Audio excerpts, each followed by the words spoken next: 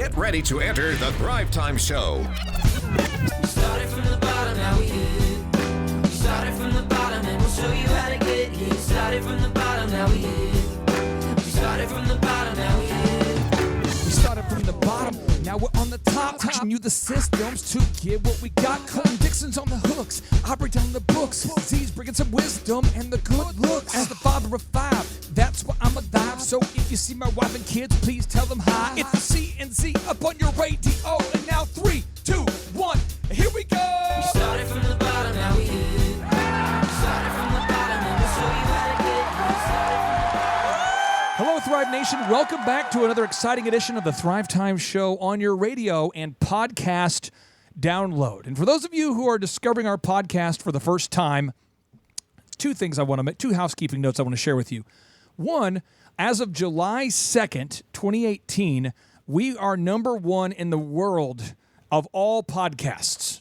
It doesn't mean we're going to stay there. It doesn't mean that we couldn't move down or up. But I want to say thank you to you, Thrive Nation, for listening to these conversations and for sharing these podcasts with your friends. And we hope this show provides you the mentorship that you really can't get anywhere else. And one of the things I pride myself on doing is trying to bring on guests onto the show that know the millionaire map. People that don't just talk about success, but people who aren't just charlatans, but people that have actually done it, who live it, people who have gone through the struggle and the adversity that you've gone through. Well, on today's show, we have a multimillionaire, a best-selling author, and a man who's written a book with Steve Forbes, shared the stage with Tony Robbins, General Colin Powell, Zig Ziglar, and more. And this just in Thrive Nation. He's done this all after having gone blind. Think about that. After having gone blind. Jim STOVALL, welcome to the show, my friend. How are you doing? I am good, Clay. It's great to be with you. Congratulations on being number one, and keep it up. Brother, I will try not to get emotional while interviewing you because just talking to you, I remember hearing you speak years ago, watching you online, watching the videos of you speak. It's the impact you've made on my life in terms of just not making excuses has been profound. And so I would like for you to share, if you can, what you were thinking when you first learned that you were going blind. I mean, how old were you, and when did you first, learn that you were going blind? What were you thinking when you discovered that soon I'm not going to see again? Well, it started as a young man. I grew up here in Tulsa, Oklahoma, and I had no ambition other than to be an All-American football player and go on to make my living in the NFL. For the sake of your audience, we'll say the New England Patriots. Yes. And, every year before you go play football, that you have to get a physical exam. They want to make sure that you're healthy before they take you out and try to kill you. And the exam was taking a lot longer that year than I had ever remembered it. And they poke you, they prod you, they weigh you, they measure you, they do all this stuff.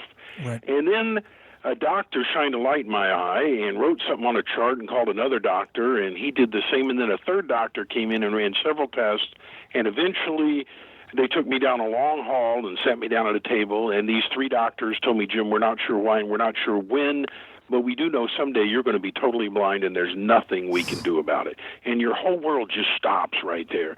And I didn't know what I was going to do, but I knew I was not going to make my living in the NFL. And that was the beginning of a 12-year slide from a fully sighted person to a totally blind person. And I lost the last remaining scrap of my eyesight at age 29, and that's where I've been for 30 years now. And that was the beginning of everything that people know about me, whether it's the 40 books or the 8 movies or the arena events or anything people know about me, all happened after it went dark. I remember I was in the parking lot of our Riverwalk offices, and my dad called me. I remember like it was yesterday. My dad called and said, son, I'm going to be dead soon. And I thought, what? And he says, I have ALS, and the timeline, I don't know the timeline, but I'm going to be dead soon. So I'd like if we could plan out some things that I want to do before I pass. And I know that for me, Jim, I took it. I listened to what he said. I went in the office. I did my day. I didn't say this to anybody. Then I got in my car. I got on the Creek Turnpike, headed out east to Broken Arrow. I drove right through the toll there with my Pike Pass, and then it just like a flood of tears and emotion, and I couldn't get it together for a few hours.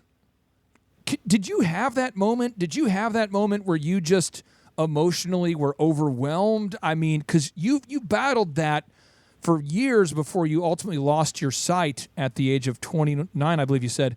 But did you ever have that emotional outburst, that initial, what was going on emotionally when you did you ever have that emotional outburst? Sure. I remember waking up several weeks after that diagnosis, and I had just been through a total roller coaster. And I told God, if you're real and if there is such a thing as God, you better show up today. I'm giving you one day.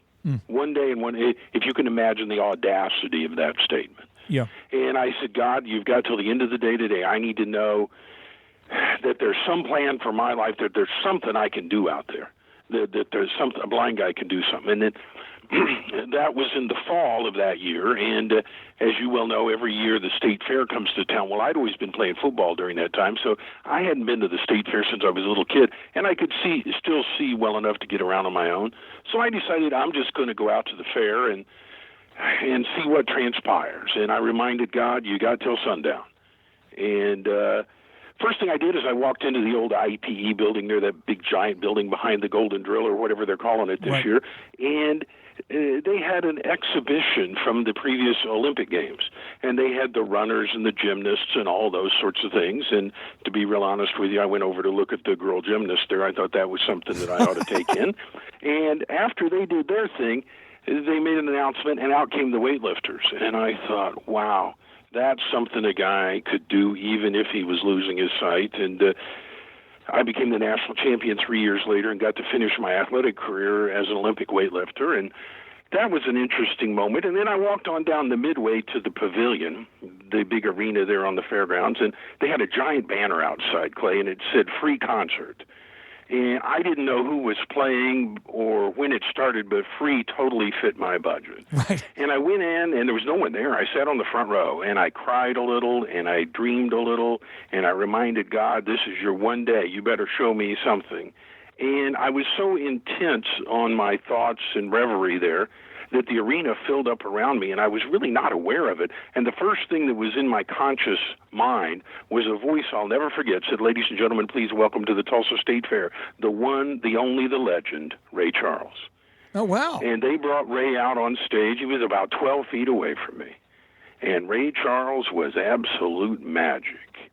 And I sat there and said, okay, God, I get it. A blind guy can do something. Now, I kind of figured Ray's got this music thing covered, so I better go do something else. And that was kind of the beginning of everything for me, you know. And as I was slowly losing my sight, I was building my way toward the things that I do and know now. And, you know, Clay, people think about me as a blind person or, you know, the limitations on my life. I honest to God, I don't know anybody I would trade places with today.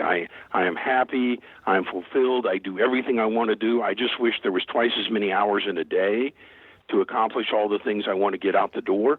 But I don't know anybody I would trade places with. It's been a tremendous ride, and I'm just excited every day, and more excited now than I was 30 years ago. You know, this conversation, although you and I have a very similar worldview, it's not a religious discussion. I think both of us in our time of needs have cried out to God. But I know people that are Christians. I know people that are Buddhists. I know people that are from the Jewish faith, people from all different religions who lose all hope the first sign something terrible, the first time something terrible happens to them. They lose all sign of hope. But if you look at the lives of, let's say, Abraham Lincoln or Martin Luther King Jr., or you look at the life of anybody you can think of, Steve Jobs, somebody who achieved massive success, we all remember them because of the struggle they went through. I mean, if Martin Luther King Jr. didn't lead the civil rights movement, or Abraham Lincoln hadn't died to end slavery, or if these people hadn't had these adversities, we wouldn't know them. So it's like your strength actually comes through the struggle, which Napoleon Hill wrote about in his books. The strength comes through the struggle. How did you keep from feeling sorry for yourself when you went totally blind? I mean, how did you keep yourself not from just going into a cocoon of pity and sorrow? How did you get off the mat time and time again when most people, the average person, unfortunately, I'm choosing to believe before they hear this podcast, would quit? Well, I mean, I certainly had all those feelings, and I the first one to tell people, if you have those feelings, and, my problems are no greater than yours or anyone listening to us now. We're all only as big as the smallest thing it takes to divert us from where we ought to be.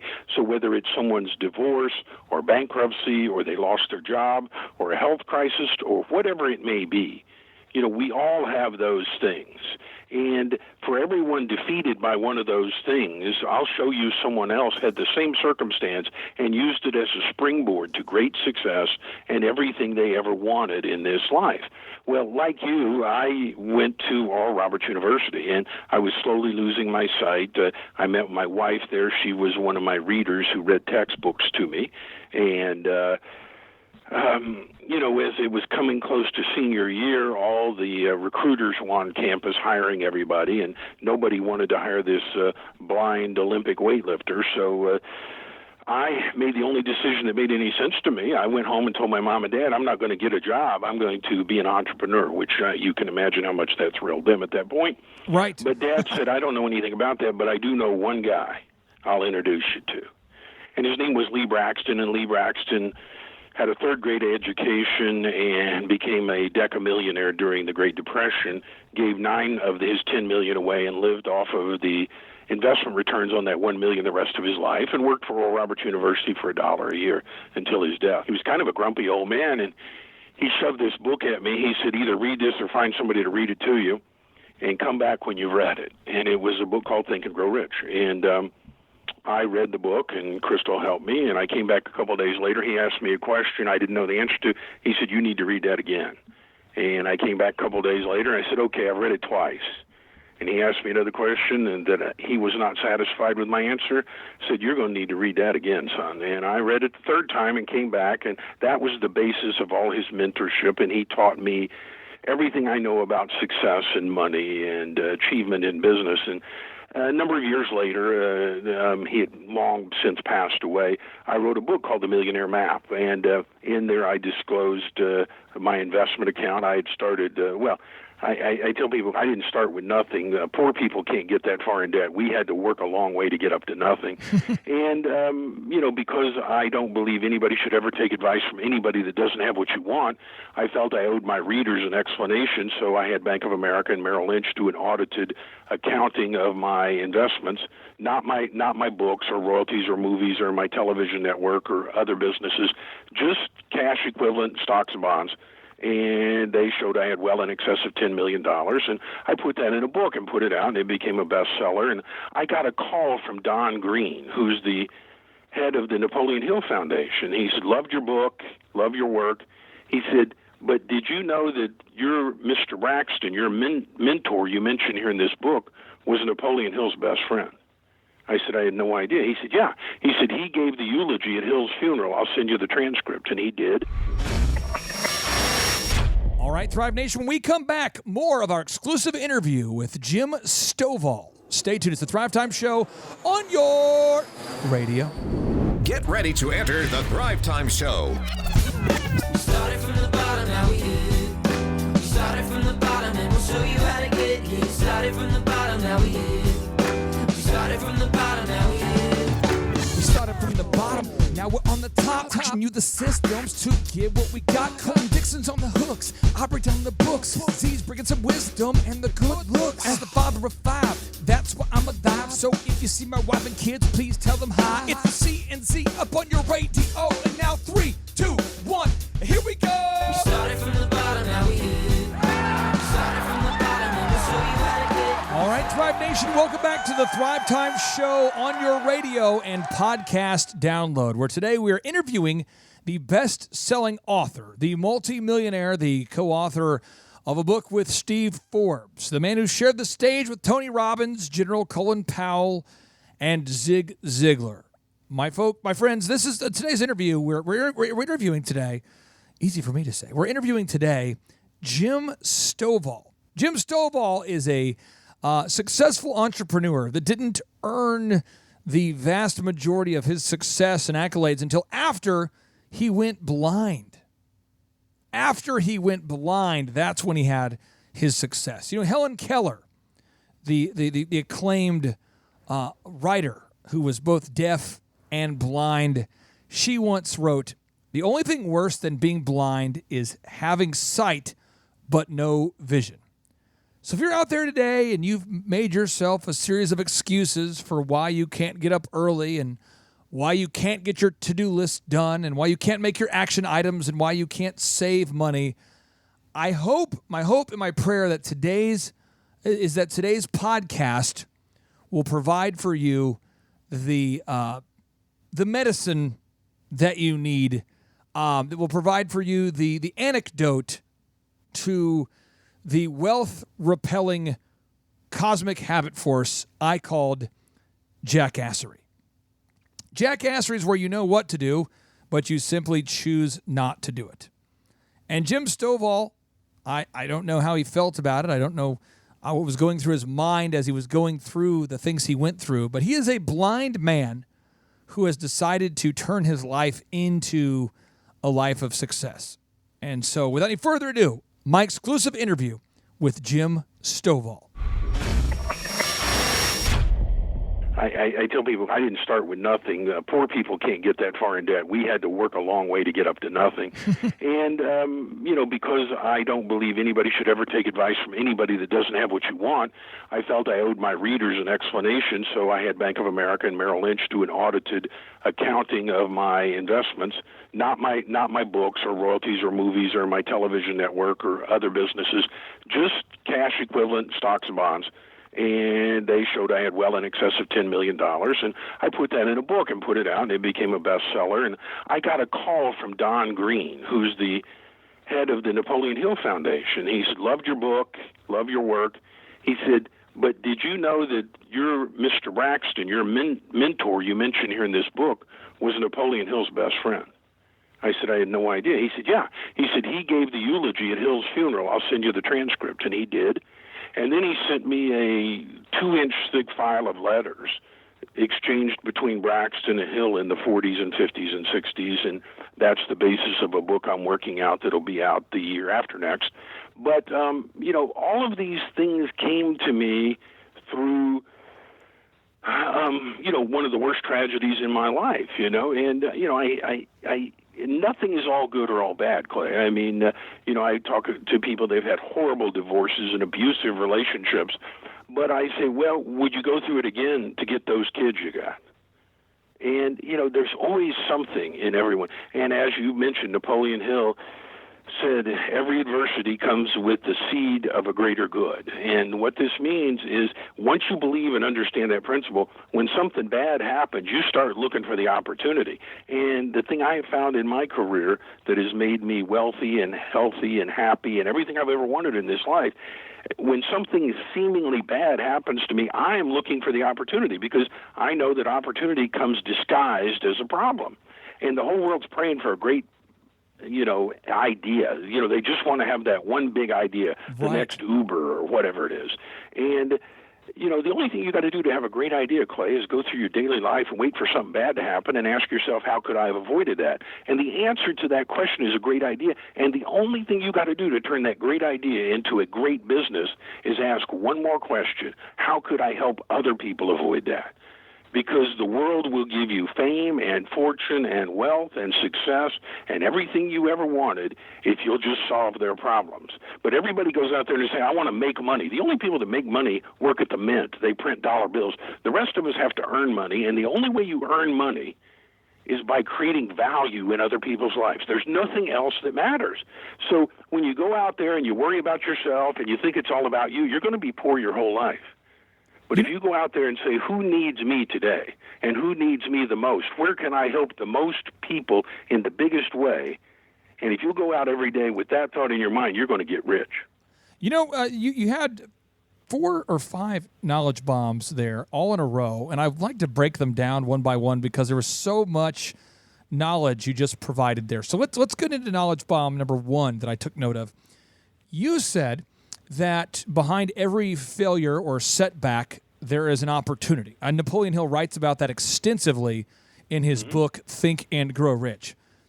That single idea is the only reason that you and I are on this radio show together. I grew up as a kid that stuttered.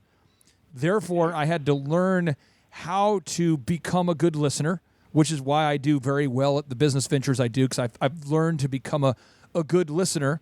And then I wanted to become good at speaking.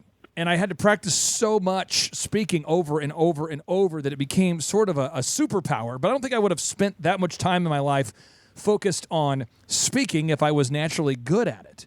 You are a man with tremendous vision as a result, I believe, in part, of being totally blind. You are a man of tremendous vision as a result of being totally blind. Do you agree? Do you agree with that idea that you have tremendous vision today in part as a result of you having gone blind? Yeah. I mean, sight tells us where we are and what's around us. It's a very wonderful thing. I had it for the first part of my life. Sight's a gift, and I hope everyone listening to us now will go out and use their sight and think about the blessing that it is. Sight's a wonderful thing, but it pales in comparison to vision. That sight tells you where you are and what's around you at this moment. Vision tells you where you could be and what's possible in the world. And given a choice between the two, and I've had both, I'll take vision every time. Now, this concept of looking for a problem that you can solve for others, that's really all entrepreneurship is. It's finding a problem that people have, and they're willing to pay for you to solve. That's all. You find a problem people have, whether it be a product or a service that solves the problem, and if people are willing to pay for you to solve the problem, then you have a viable business. If people have lawns that are growing and they don't want to mow the lawns themselves and they pay you to mow the lawn, then that is a business. How would you, what advice would you give to somebody out there? And I'm not ripping on every single multi-level marketing business. I'm not ripping on all of them, Jim. I'm just ripping on 99.64321, carry the 4% of them. Thrive Nation, are you looking to save both time and money on your office supplies? Are you looking to save both time and money with your office supplies? Well, if you are looking to save both time and money with your office and printer supplies, then go to onyximaging.com. That's ONYX imaging.com today. 3, 2, 1, boom!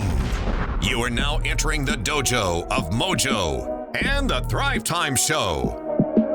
Thrivetime Show on the microphone. What is this? Top of the iTunes charts in the category of business. Drilling down on business topics like we are a dentist. Providing you with mentorship like you are an apprentice. And we go so fast that you might get motion sickness. Grab a pen and pad to the lab. Let's get in this. It's time to bear some fruit like some Florida oranges. 3, 2, 1. Here come the business ninjas. Sonic boom! Aw, Thrive Nation, welcome back into the conversation. It's the Thrive Time Show on your radio. For anybody just now tuning in, we are interviewing today the multi-millionaire, the best-selling author, the man who's written books with Steve Forbes and who has shared the stage with Tony Robbins, General Colin Powell, and Zig Ziglar.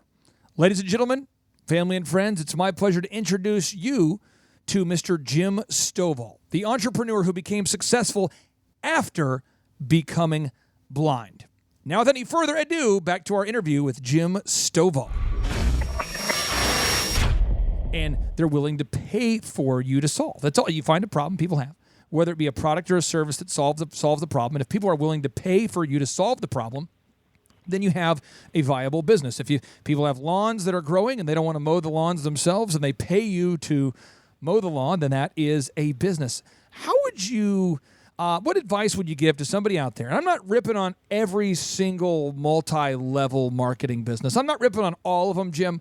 I'm just ripping on 99.64321, carry the 4% of them, where they're not actually selling a product that people need, but they're trying to convince people to get rich quick. I'm sure you've seen that before, where somebody has a product that doesn't actually solve a problem. It doesn't offer value to the marketplace, but yet they want to become rich as a result of auto shipping something that you don't need to your home. What advice would you give for somebody out there who's trying to get rich with their newest get rich quick scheme or scam? What advice would you have to them if they said, Jim, set me straight, tell me how life works?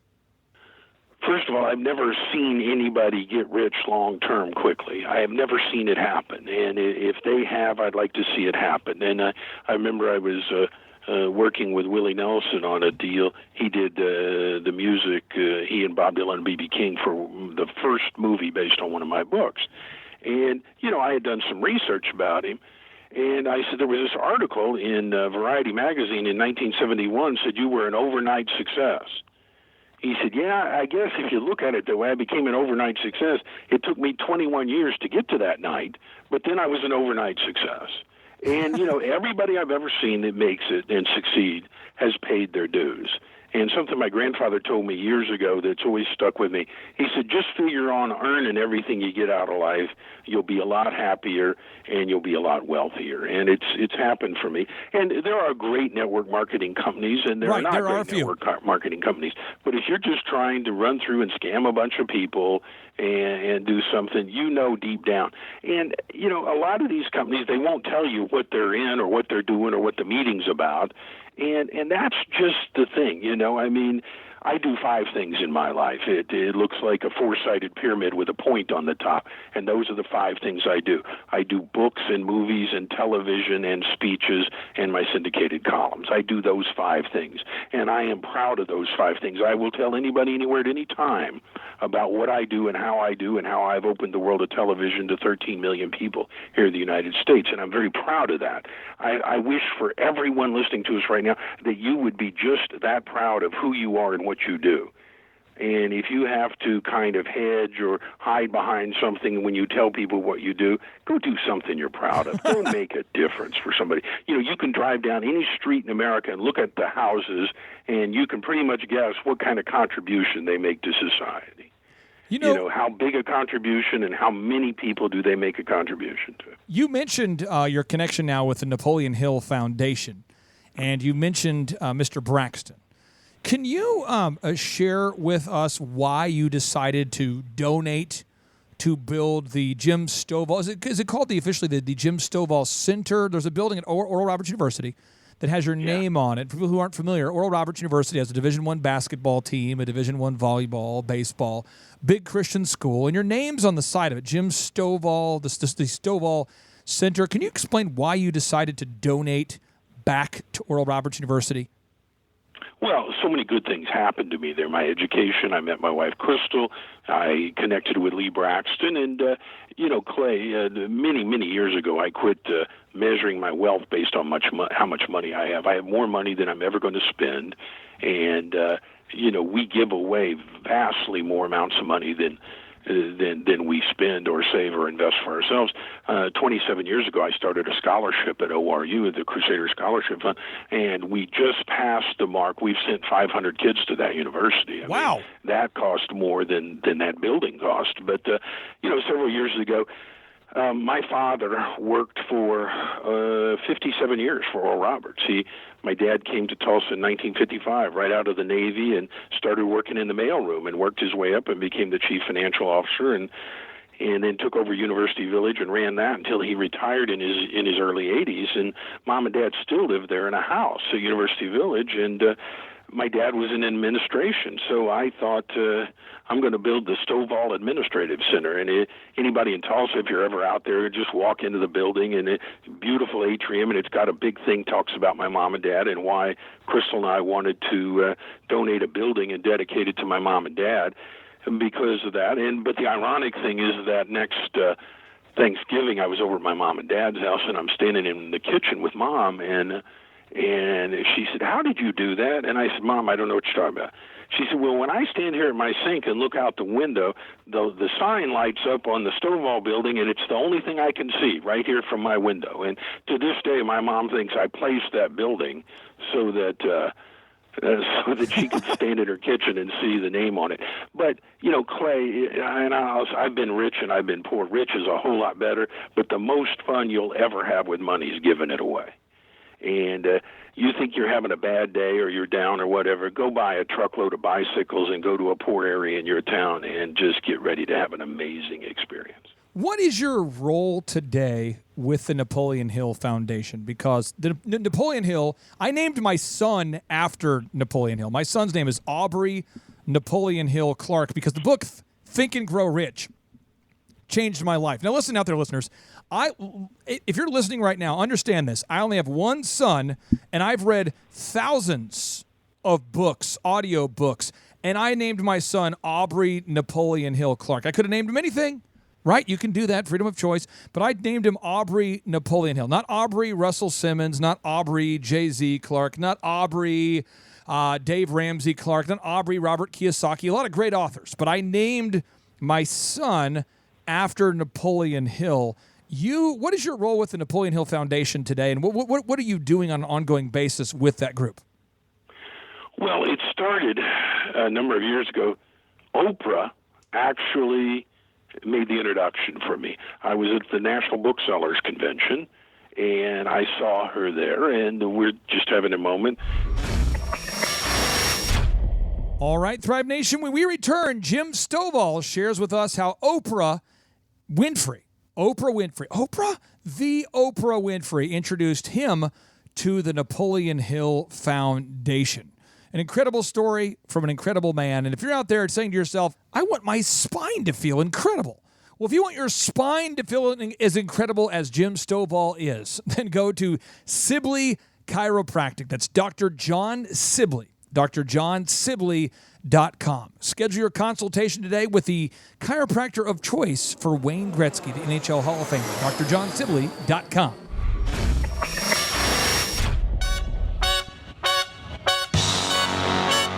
Attend the world's best business workshop led by America's #1 business coach for free by subscribing on iTunes and leaving us an objective review. Claim your tickets by emailing us proof that you did it and your contact information to info@thrivetimeshow.com. All right, Thrive Nation, welcome back to the Thrive Time Show on your radio and podcast download. Recently, we've actually hit the top of the iTunes charts. What? We've reached the top of the iTunes charts. This just in the category of business, as well as in all categories overall, as a result of you subscribing to the podcast and sharing this with your friends and family. So I appreciate you very, very much for doing that. It means a lot to me. Another thing that means a lot to me is if you get yourself a copy of the book Think and Grow Rich. Think and Grow Rich is the #1 self-help book of all time, the #1 selling self-help book of all time outside of the Chicken Soup for the Soul series.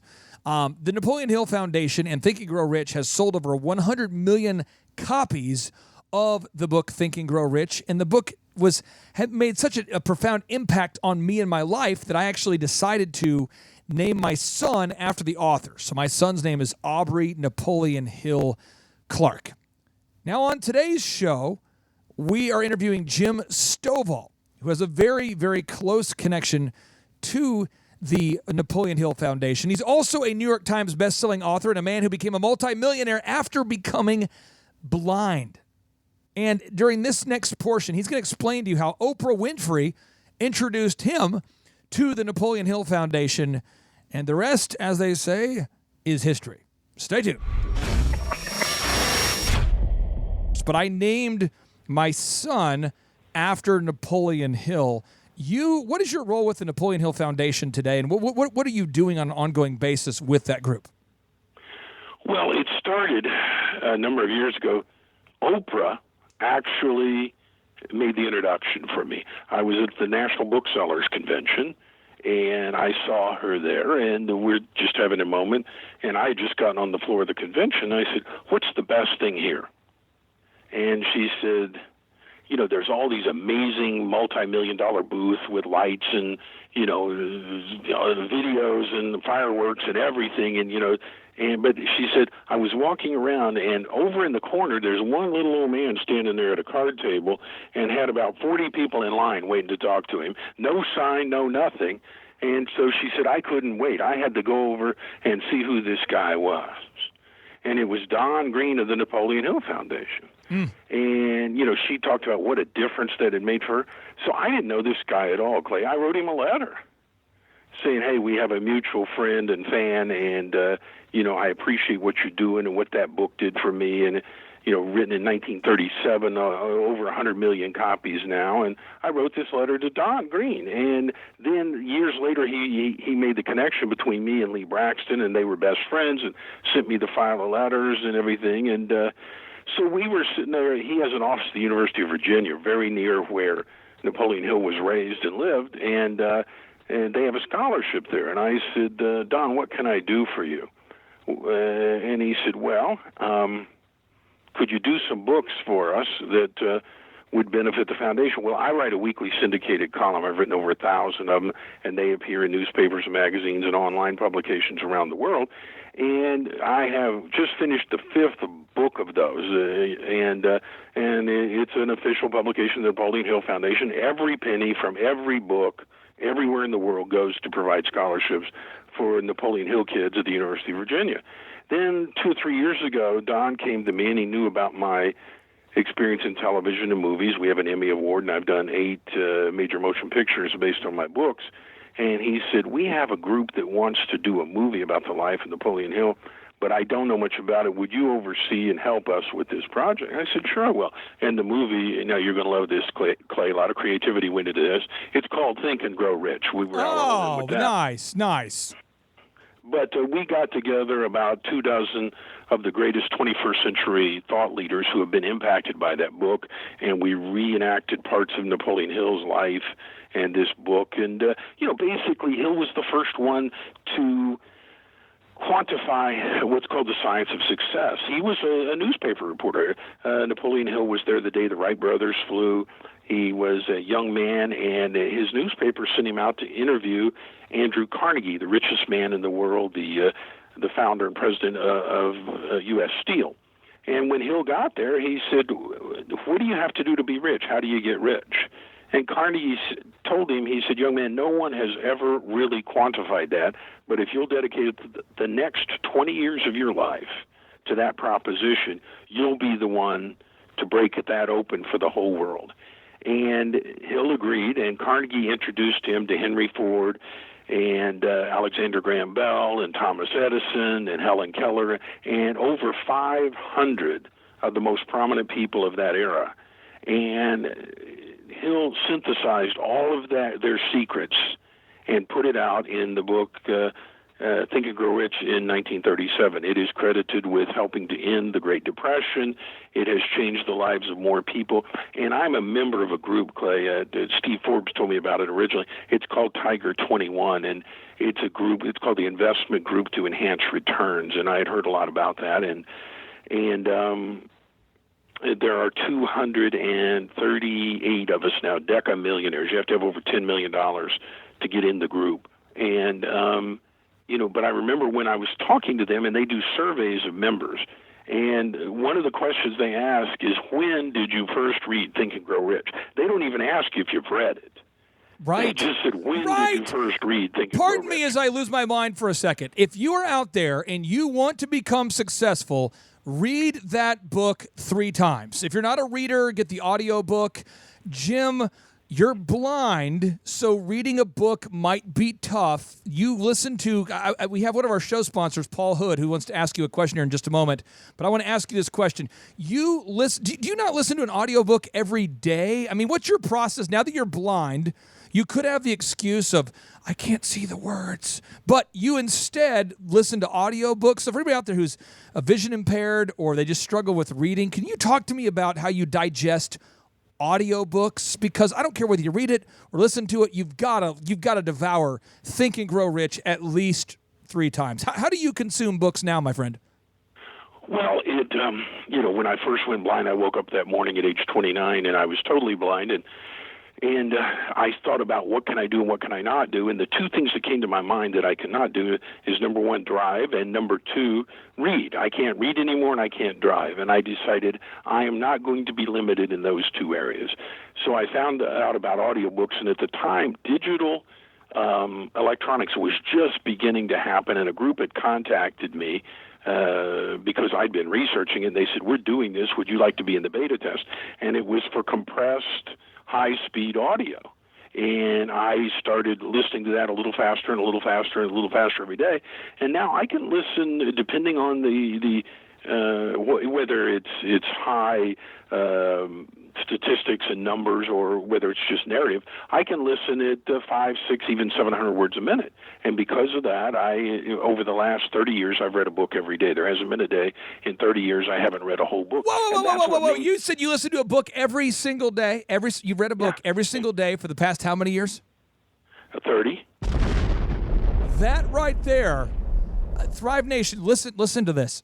I am a man-bear pig with no discernible talents or skills, and I read a book a week, okay? And I'm like, I'm the man. I read a book a week. I'm the man. And I'll tell you what, my mind is like a concrete app. It's tough to get into my skull. I've got to drill down there, really auger down into my brain. I struggle with retaining things. I have to highlight it and tab it. Jim Stovall is listening to a book every single day. For how many years? 30 years. And, I get up every day at 4 a.m, and people always gasp and, like I'm some kind of deprived. The alarm hasn't gone off in years. That's just when I wake up and I go into my office and I start I go through my morning routine and my quiet time and my gratitude, and then I read. And then when I have moments at the office, I was reading before you called me, say, I'm going to mess with your sound guy right here. Here is a book at about 600 words a minute that I was reading the moment you called. So here you go. Want to pay Alan King? Rarely reminisces about his childhood. Often we get him going on the early days. It would take Zhang bringing up someone from the old neighborhood Brooklyn or someone asking him a specific question about his boyhood. That's the autobiography of Red Auerbach, who coached the Boston Celtics for many, many years, and that's a few seconds of him going at about 600-700 words a minute. It's not like I just started listening that fast in the beginning. I just sped it up a little more every day, and the next thing you know, there you are, and people come into my office and they say, what is that, a flea? What is that? And I said, that is an audio book, and that has been a game changer for me. And Thrive Nation, one way to learn and to learn quickly and to avoid pain is to learn from mentors instead of learning from mistakes. Now, if you're out there and you're wanting to build a commercial building and get it done right the first time, you'd rather go with the pros as opposed to learning from mistakes, visit will-con.com. That's will-con.com. Attend the world's best business workshop led by America's #1 business coach for free by subscribing on iTunes and leaving us an objective review. Claim your tickets by emailing us proof that you did it and your contact information to info@thrivetimeshow.com.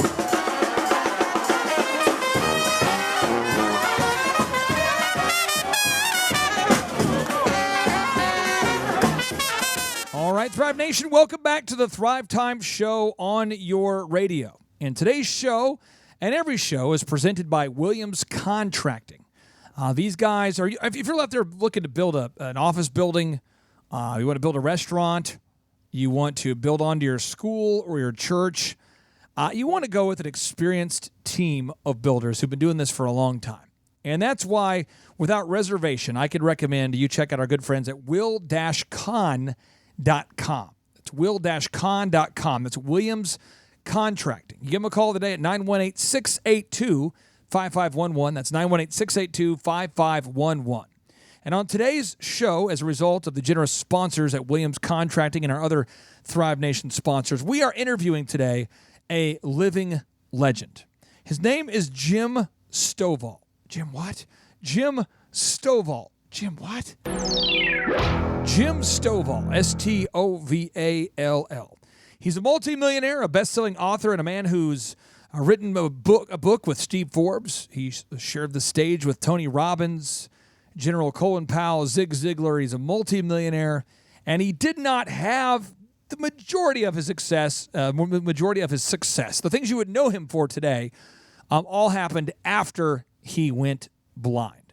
So whatever excuse that you're battling with, you're dealing with, you're giving yourself, if you're tired of making excuses for yourself and you want to move beyond just surviving and you want to hold yourself accountable to operating at a high level of success, I highly recommend that you listen to this exclusive interview with Jim Stovall. I have 10 million books in print around the world, and of my various titles, and people always ask, how do I become New York Times bestseller or nominated for a Pulitzer Prize and everything? I say, if you want to be a writer, be a reader. Be a reader. I mean, the most amazing thing to me, Clay, is people always want to know what's the secret to success. The wealthiest and most successful people in the world wrote down everything you have to do. There's a recipe there. Just open it up and read it. Oh, okay. Now, we have Paul Hood, one of our show sponsors, and a lot of people ask me, Clay, is this really true? And I'll say yes. There's this little phrase. It says, your network is your net worth. Richard Branson has said that phrase. Other entrepreneurs like Tim Ferriss have said that you are the average of the 5 people you spend your time with the most. Or Jim Rohn, the legendary speaker and author, he said, you basically become the average of the people you spend the most time with. And so I surround myself with the top optometrist in Oklahoma, Dr. Robert Zellner, and the top CPA in Tulsa. Now, in terms of clients, I mean, Paul, you have clients. You have thousands of clients. You have clients in Claremore, clients in Bartlesville, clients in Tulsa. That's Hood CPAs. And again, just quantifiably, one of the most successful accountants in the region there of Tulsa, Oklahoma. Paul, it's not often we have Jim Stovall on the show, so I'm gonna give you the mic. You can ask the man any question you want, just a wealth of knowledge, and I'm just gonna try to take notes and see if I can mentally comprehend the answers he's giving. So, what question would you have for Mr. Jim? Well, thank you, Clay. And Jim, just first, what an honor, what a big honor. And by the way, tomorrow I'm telling everybody I'm friends with Jim Stovall. I'm just telling you right now, I am bragging. There you go, and I'm gonna tell everybody I just got to look under the hood. So hey, love it, Jim. Hey, so what I do, I've discovered that the average business owner in the country is a good technician. They're not really business owners, and so I think what I try to teach people is that success is determined by what you measure and how often you measure. Would you agree with that? And how do you have any advice for me to help guide my clients and the people that come to me for advice to help them? Because everybody wants to do this, the fun and the marketing and everything that's exciting, but they've got to measure. So what comments or wisdom could you give me on that, Jim? Well, you and your team are probably the most adept at seeing this, but in every business, there is one specific thing that moves the needle. That's it. And you can count that up and move the needle. And, you got to count the things that matter, and the things that matter you got to count. And, I know what those things are in my businesses. And I have 5 businesses, and as I was telling Clay, I visualize it always like a 4-sided pyramid with a point on the top, and the thing on the top is what I'm doing at any point in time. And I do books and movies and television and arena speeches and my syndicated columns. I do those 5 things. So whatever I'm doing at any given time, that's the point. That's the top of the pyramid. And it has to support and be supported by the others. And, people confuse activity with productivity. Just because you're doing something doesn't mean you're moving. You're like the little hamster on the wheel. You're going around like crazy, and you're not getting anywhere. In fact, some people and many entrepreneurs, they're actually going the wrong way. Right. They're out here on I-44, and they're going east when they intend to get west. And, they would be better off if they just had a flat tire and pulled over to the side. At least they're not losing ground. But people confuse activity with productivity. And in most businesses, there are just a handful, if not 1 or 2 things that matter. Years ago, I consult with a lot of companies around the country, and I had been hired by a group of Yellow Page ad salesmen, and they sold the big display ads in the Yellow Page books. And I sat down with these guys, and I asked them all. I said, we're going to go around the room, tell me your name, what's your goal, and how many hours a week you work. And, I want to make, $600,000 a year, and I'm already working 70 hours a week. And I said, I don't believe there's a man, woman, or child in this room that's actually working 20 hours a week. And I bought a whole gross of those little plastic runner stopwatches at Walmart. I said, you all get one of these free of charge. You put it in your jacket pocket or your purse. When you're actually sitting in front of a prospect, a new prospect talking about buying one of your ads, you click that on. And when you leave their presence, you click it off. And if you ever get to 2 hours a day, you're going to get absolutely rich. And if you don't think so, you try it and come back and call me a liar. I had a guy call me 3-4 months later. He said, Jim, I just finished a month where I made 4 times what I'd ever made in a month, and I haven't even gotten up to the 2 hours a day yet. And he said, what should I do? I said, don't do anything. Don't work more than the 2 hours. You are a salesman. You get paid for presenting ideas and concepts to new people. Go fishing. Go play golf. I don't care what you do. But don't confuse activity with productivity, because too many people, they'll come in and horse around with the team and make jokes with the secretary and read the newspaper and drink coffee and do all these things that don't make any difference. One of the huge advantages I have. Huge advantage. You know, one thing that I would say, just to pile on with what Jim's saying and to break it down to make it very, very practical for all the listeners. According to Forbes right now, 88% of people read reviews before doing what?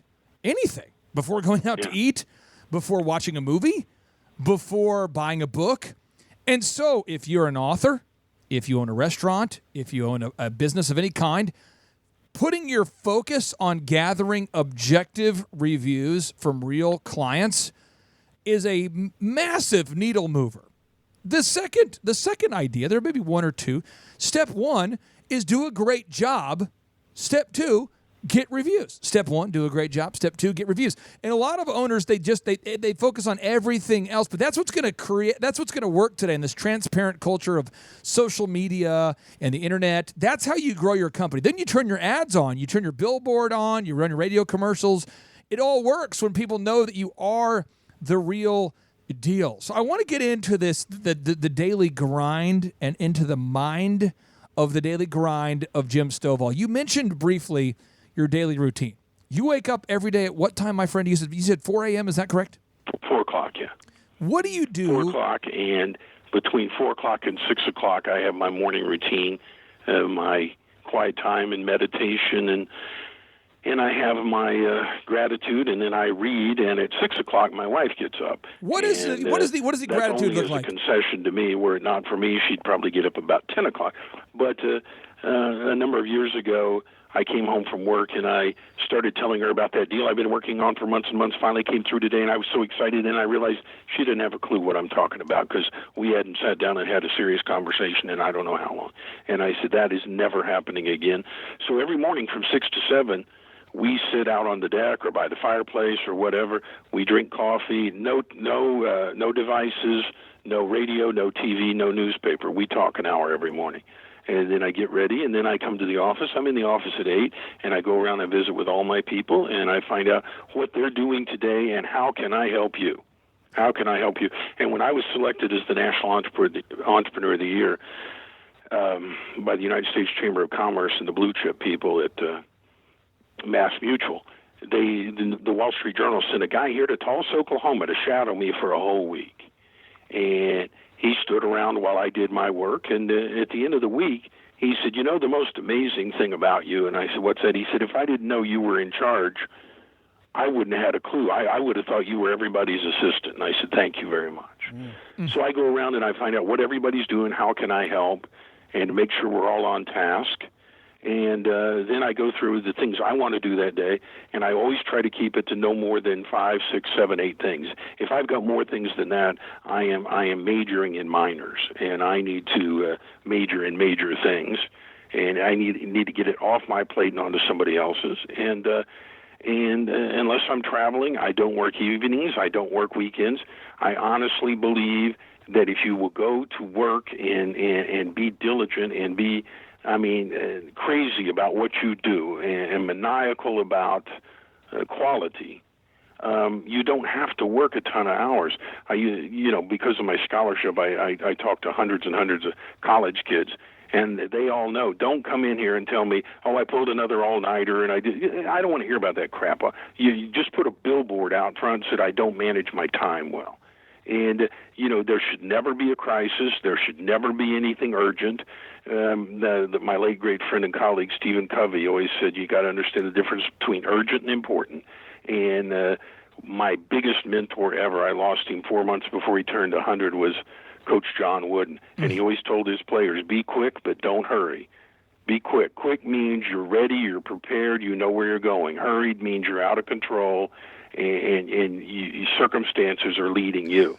And the other thing Coach Wooden always told me, and it goes along with that, doing an excellent job that you were mentioning, Clay, before every meeting, every phone call, every interview, everything you do, whatever it is throughout your day, every activity, before you go in, you ask yourself one question: what would I do right now if I were amazing? Not adequate, not good, not excellent. What would I do right now if I was amazing? Right now, if I were amazing. And if you will treat everything you do like that, you will be amazing. And amazing people in America get very, very wealthy. And if you're getting ready to do something that isn't worthy of being amazing, don't do it. Right. Get it off your list.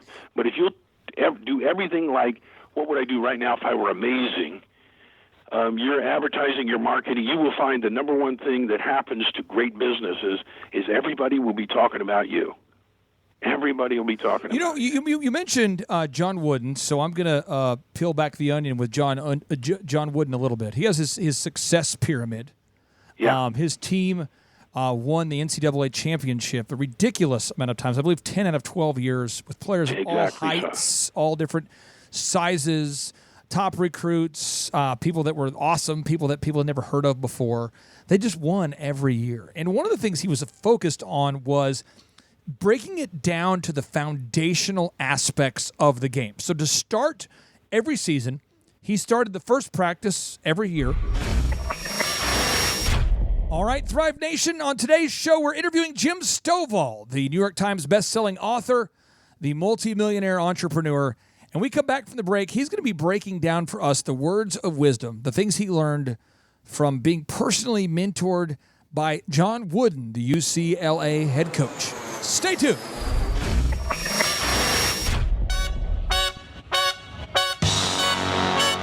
Attend the world's best business workshop led by America's #1 business coach for free by subscribing on iTunes and leaving us an objective review. Claim your tickets by emailing us proof that you did it and your contact information to info@thrivetimeshow.com.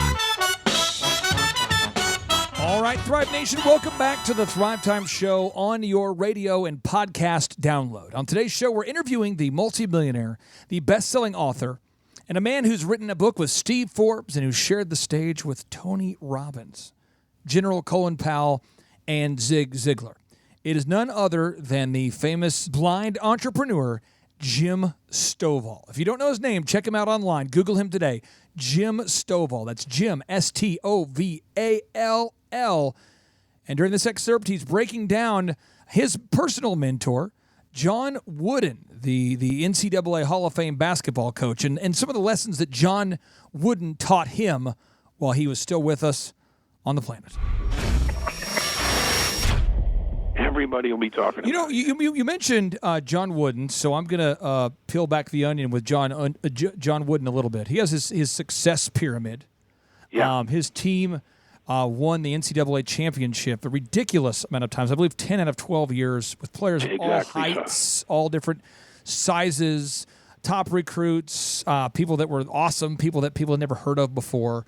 They just won every year. And one of the things he was focused on was breaking it down to the foundational aspects of the game. So to start every season, he started the first practice every year by making the players put on their shoes the John Wooden way. Yeah, he taught them how to roll their socks on, because he said if you don't know how to put on your socks, you'll get a blister. Right. You get a blister, you're on the bench. You're on the bench, you're not doing us any good here. Then he went on to teaching them layups and basic passing, and they nailed the fundamentals. So you said part of your daily routine, part of your daily fundamentals was this word gratitude. And I would just like for you to express in a little bit of detail what you mean by that gratitude portion of your day. And again, recapping, when is that gratitude portion of your day, and why do you do the gratitude? What is the gratitude all about? Explain to us about that meditation, because a lot of people aren't used to meditation daily or gratitude, or walk us through that meditation, gratitude portion of your day. Well, I get up at 4 and I go into my office and I start with gratitude. And it comes, if people are familiar with my work at all, through my books and the movies and the things I've done, more people are familiar with the concept I wrote about called the Golden List than anything else. And I ripped that off from my grandmother many years ago. I'm my parents' third child. The first two died. I had a brother who had cystic fibrosis, and I had a sister that died of leukemia. And for those of you who've seen The Ultimate Gift and the little girl, Abigail Breslin, that gets sick and dies of leukemia, that was not fiction for me. That was something I had lived through. But while my sister was going all around the country to various specialists and doctors, my parents would take me to Missouri and drop me off at my grandparents' house when I was, 3, 4 years old, or 5 years old. And I guess I complained a lot because I didn't have my friends and my toys and my dog and everything else. And I guess I was complaining a lot. And my grandmother said, Jim, we have a rule here at our house. Now, you can complain all you want to once you fill out your golden list. And I said, what's a golden list? She said, well, all you got to do is write down 10 things you're thankful for. And she had to write them for me. I wasn't old enough to write. But I listed 10 things I was thankful for. And, Clay, that has been well over 50 years ago. I've done it every day since. And I defy anyone listening to us now, when you're having a bad day, a bad moment, a bad experience, stop and list 10 things you're thankful for. And it is impossible to have fear, anger, resentment, jealousy, bitterness at the same time you're having gratitude. The two cannot exist in the same space. Well, so I start every day with that, and that's the beginning of my day because it sets the tone. And then I go into my meditation, my quiet time, and I would ask people, do not get all hung up about that. One of the great thought leaders of the last century was a Catholic priest named Thomas Merton, and I read his book on Saturday. And he said one of the most profound things I've ever read. He said either everything is spiritual or nothing is spiritual at all. One of those two things has to be true. And you can go to an agnostic, an atheist, or a Christian, a Buddhist, whatever, and I can't imagine anybody disagreeing with that statement. Either everything is spiritual or nothing spiritual at all. There's no middle ground. And so when I have meditation, what this means is I clear my mind and I focus on the things that matter to me that day. Right. And through my books, I've gotten to meet a lot of people like Coach Wooden, and one of them was Jack Nicklaus. And he has read all of my more recent books, and he's a great friend. And he said the whole key to success, and here's a guy that won 19 majors, no one's ever come close. He's kind of the John Wooden of golf. And if Tiger would win 50% more majors than he's won, he would approach Jack Nicklaus. And one of the things Jack Nicklaus said, I never hit a golf shot that I hadn't seen in my mind before I hit it. I think that meditation is so powerful, but you said something, and I want to make sure that the listeners are getting this and they understand your intention of the statement, because you said, don't get all hung up on this. And I see a lot of people. Now, again, I'm a Judeo-Christian. I believe the Bible is the literal, inspired word of God. Some people don't believe that. But I meditate every day for an hour.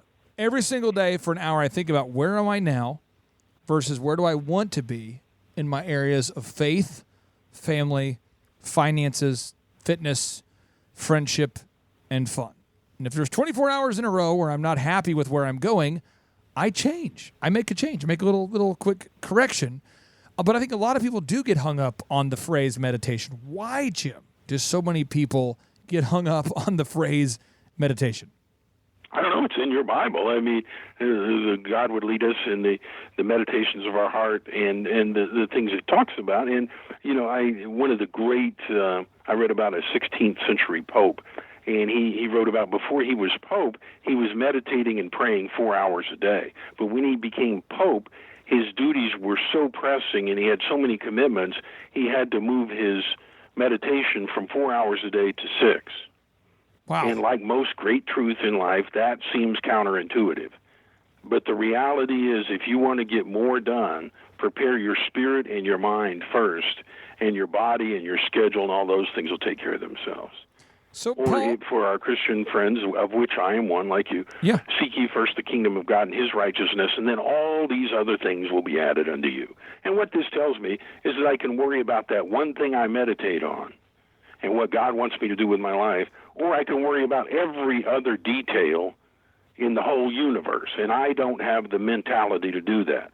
So I seek first the kingdom of God and his righteousness. And, and that's not something you did once. It said, seek ye first. And so I do that every morning. Where am I supposed to be? What am I supposed to, God, make me an instrument and a light today.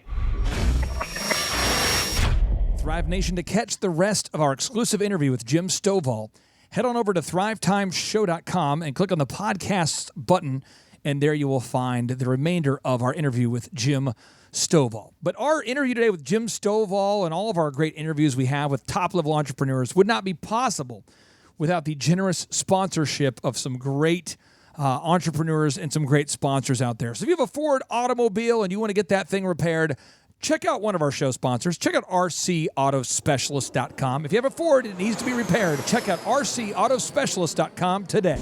And now, from the center of the universe, Houston, welcome to Thrive Time with Dr. Z and Play Clock 2. They can tell you all of the rules. We started from the bottom, now we hit. We started from the bottom and we'll show you how to get here. We started from the bottom, now we hit. We started from the bottom, now we hit. We started from the bottom, now we hit. We started from the bottom and we'll show you how to get here. We started from the bottom, now we hit. We started from the bottom, now we hit. Oh, Thrive Nation, welcome back to the Thrive Time Show on your radio. Both Dr. Z and I started from the bottom, and we've been able to get to the top of the world of business. We've been able to have both time freedom and financial freedom as a result of learning how to execute and implement the 13 proven steps that we teach countless entrepreneurs all over the world. But that's not what this show's about. This show's about helping you get to where you want to go. And so when possible, we like to interview entrepreneurs who have had massive success and who are willing to take time out of their schedule to come onto the show to teach you how they did it. How did they do it?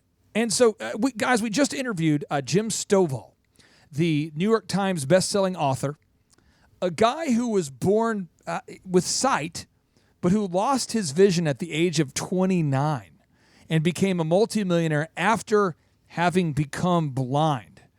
And so I want to get your take on this, Darlin. I mean, you heard the interview with Jim Stovall. You probably thought to yourself, whoa, I should write that down, or that was amazing, or wow, that was, what were some of as we're processing and just trying to grasp all the nuggets of knowledge, all the knowledge bombs that Jim Stovall just gave us there, what did you get the most out of that interview with Jim Stovall?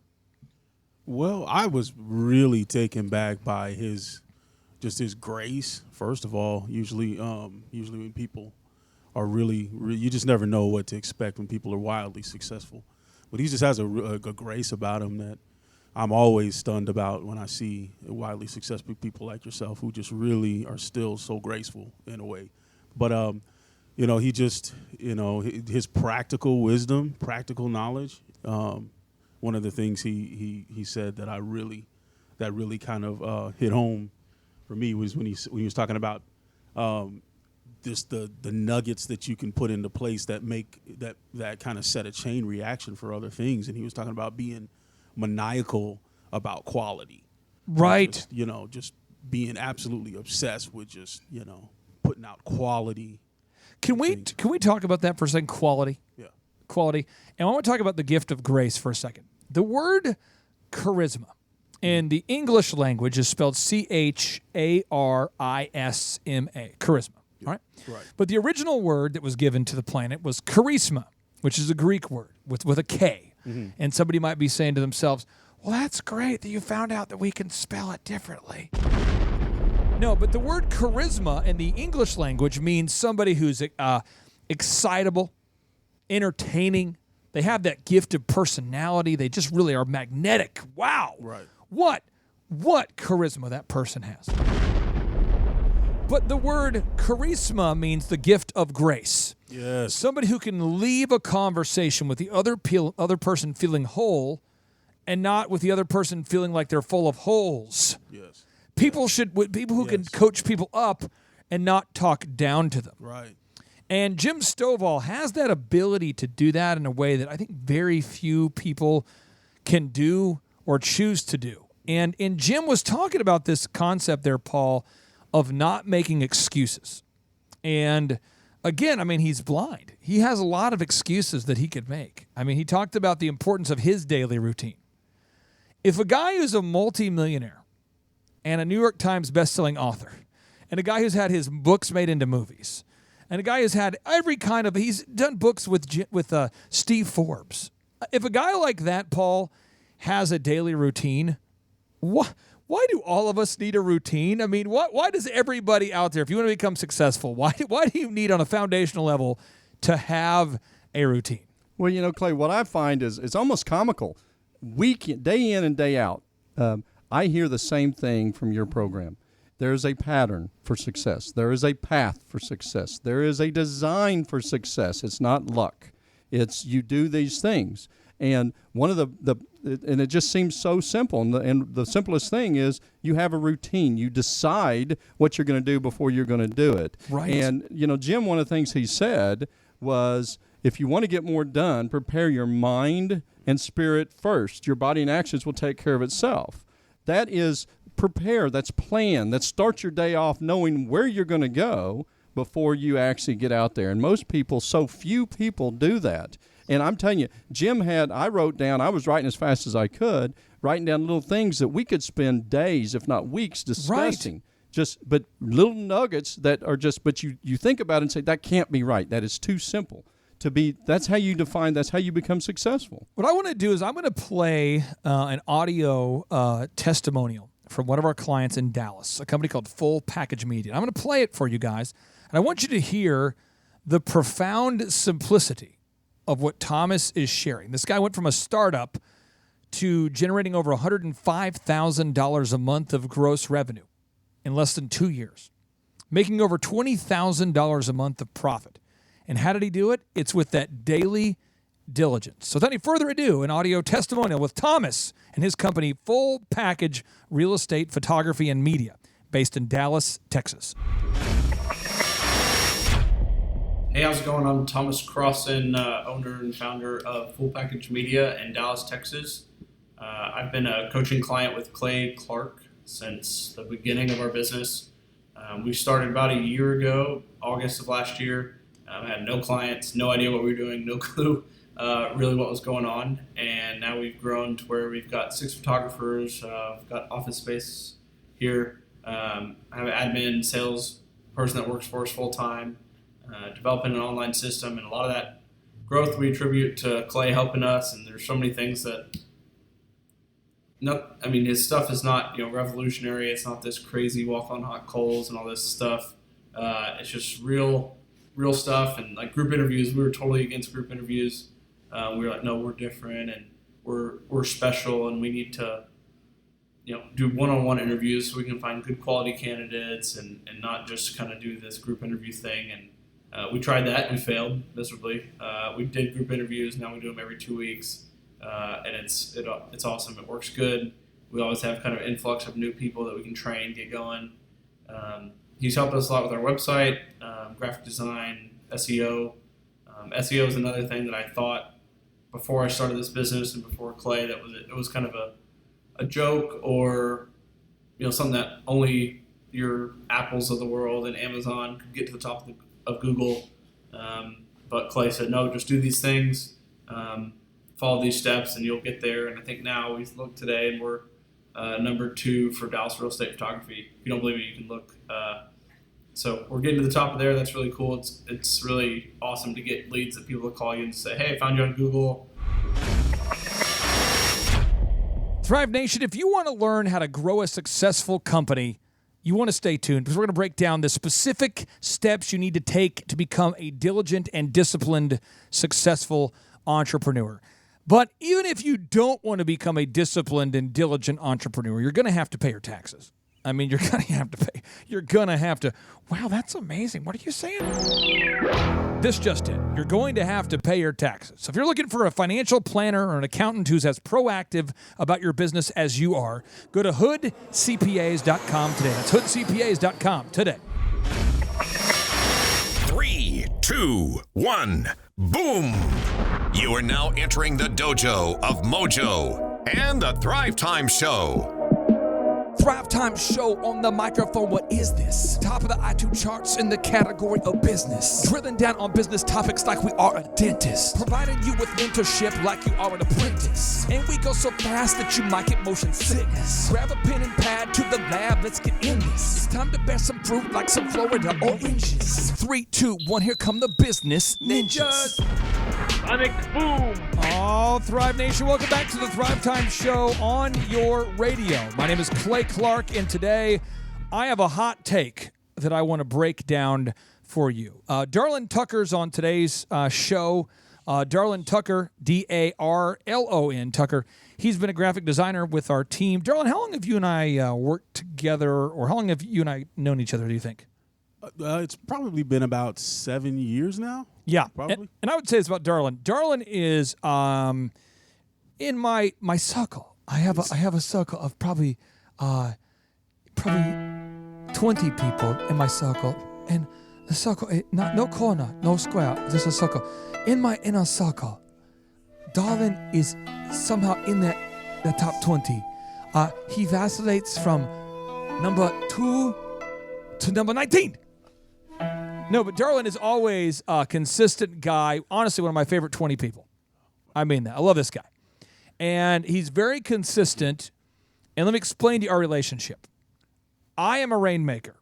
I bring in hundreds of clients every day. I have, just the other day, Paul, you would enjoy this story. We had an accountant who's been looking at what you're doing, and they're like, "Oh, can you guys kind of work with me?" You know, Roy's Garage, one of his competitors, reaches out. "Could you work with me?" Because everyone kind of figures out what's happening, and then they want me to. I had a pool company the other day that asked me if I could, on the DL, work with them while I'm working with the direct competitor. I don't do that kind of stuff, and so I can really only work with one person in every industry unless that owner of that particular business says that they're okay with me working with two of the same niche. And so it was a business coaching program. We're only going to work with 160 clients at one time.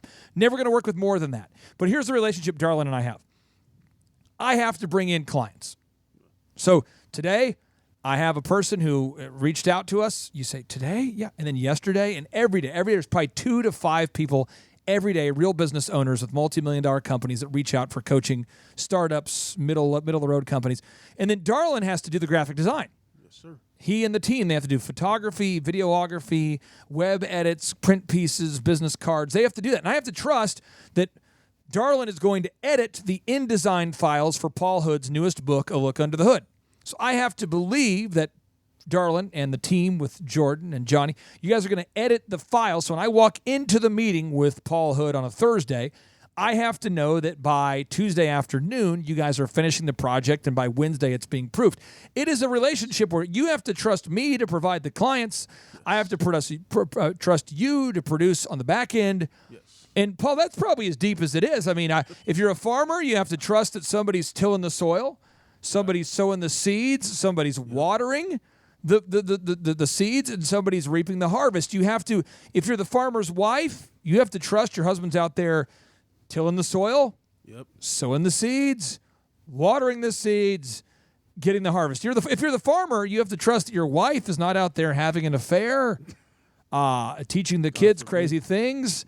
You have to. There's a trust that's built with daily diligence. So I want to get your take on this, Darlon, and I want to get your take on this, Paul. Darlon, why do you come to work and do what you say you're going to do every day? Why do you do that? I mean, I wish I had some revelation, but I was brought up that way, that you do what you say you're going to do. Were there other people that were raised the same way you are? or you were, that have chosen not to do what they say they're going to do? Absolutely. But just because you're raised, I guess I took it to heart. You let it in when you're being taught. You let it in. But Proverbs 10:4 states, lazy hands make for poverty. Here comes the teaching moment. But diligent hands bring wealth. Now, this is from the Bible. So this is what I believe. And Paul, you and I can argue if you want. This is what I believe. I believe Proverbs was divinely inspired by God. It's the literal words of God. And it says lazy hands make for poverty. So I believe that if you're out there and you're being lazy, it is God himself who is punishing you. I also believe that this next verse is really going to be freaking you out. Uh-oh. Proverbs 13:24, which, by the way, happens to be my favorite verse. I just don't talk about it a lot because I mention it. People are like, you're a sick freak. You're sick. Proverbs 13:24. Oh, Clay, what's this going to state? Is it going to be negative? It states here that he that spareth the rod Bring it. hateth his son. Love it. Therefore, I believe if you're out there and you're a business owner, if you are an employer, and you do not let your employees feel the consequences of doing a poor job, you hate your employees. If you're out there and you have kids and you just let them get away with murder, you hate your kids. So I would say that it is God punishing you. Poverty is God punishing you if you're in a free economic system and you have the ability to decide to get up or not and you choose not to. Then you are actually getting in the way of God's judgment if you try to minimize the consequences. Now, that's my great epiphany. Now you get into the real world where, Paul, I've hired family, friends, people I know, and people I don't want to run out there bringing out my rod. Oh, let's go to work today. Let's get out my rod and whack people with it. Poof, poof, poof. Nobody wants to hit their employees with the rod. So walk me through that balance that you deal with, Paul, managing a team. When someone doesn't do their job, you're not a bad guy. You don't want to punish people for being lazy. How do you deal with that? Well, the way I deal with it, Clay, is I try to assess what my staff's needs and desires are, what their skills, what their talents are. And I tend to use more of the reward side of things and the withholding of rewards. I believe that now there's a point when you come and it's either beat them across the head and shoulders with a stick or fire them. But I believe in compensating based on extra effort. I don't believe in just everybody's going to get a pay raise because it's this time of the year and it's been 12 months. We create systems and merit-based pay that where if you do extra, I'll pay you. Clay, I've paid for an employee to fly to Ireland because her son was playing in a band because she's such a great employee. Right. I've paid for employees to do all kinds of things. I've just something extra. Maybe they bought a new car and I helped them tag it. Just something out of the ordinary because they're A players. But I also do believe in public hangings. You've got to, if somebody steals from you, whatever. And I counsel I just want a client the other day. You got to have a public hanging. And this is the segue into being an owner. Because if you're an employee, the boss, it's their job to discipline you. But if you're an owner and you don't do your job, Paul, what happens typically? If you're the owner and you don't do your job, you go broke. Typically, the customers cancel, they leave, they get upset. Nobody out there is perfect, myself included. But I'm just trying to explain this to you. If you don't do a good job for the customer, they are going to just move on to somebody else. Right. And so today, as we're breaking down the notable quotables from Jim Stovall and just sort of marinating on the post-Jim Stovall interview, I would ask you this. Jim Stovall went blind and then became a New York Times best-selling author. Jim Stovall started with nothing and ended up writing books with Steve Forbes and has gone on to have massive success. Massive success as a multi-million-dollar business owner. But he's blind. He's blind. He can't see. This just in. When you're blind, that means you can't see. Oh, thank you for clarifying. So if you're out there, what excuse do you have that's valid? Unless your brain has been pureed into a salad, there is no excuse that I think out there that is valid. You've got to just decide today, are you going to believe in your own excuses, or are you going to be a diligent doer? And if you are a diligent doer, I would encourage you to take the first step, take the first action, and that shows that you believe in yourself, and book your ticket for our next in-person Thrivetime show 2-day workshop. And you might be saying to yourself, I can't afford it. And that might be a great current reality for you. That might be the real reality. That might be the profound thing you're going through. But here's the deal. If you subscribe to the Thrivetime show on iTunes and you leave us an objective review and email us proof that you did it by emailing us to info@thrivetimeshow.com. Email us your contact information to info@thrivetimeshow.com. We will give you free tickets to the in-person workshop. All you got to do is buy the workbook for like $27. So there's no excuses, my friend. We'd love to see you at our workshop. And as always, 3, 2, 1, boom!